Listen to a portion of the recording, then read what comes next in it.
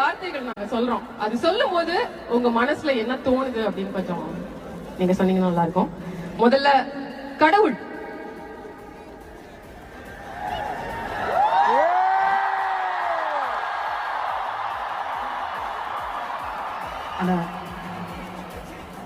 Next அம்மா. கடவுள். ஆஹா, super super. அடுத்தது சார் துரோகம். ரமணா படத்துல ஒரு டைலாக் ஒன்று வருங்க, தமிழ்ல எனக்கு பிடிக்காத ஒரே வார்த்தை அதுதான் துரோகம்.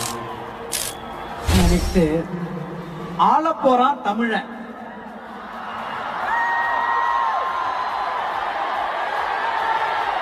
சீக்கிரமே நடத்தி காட்டுவாங்க.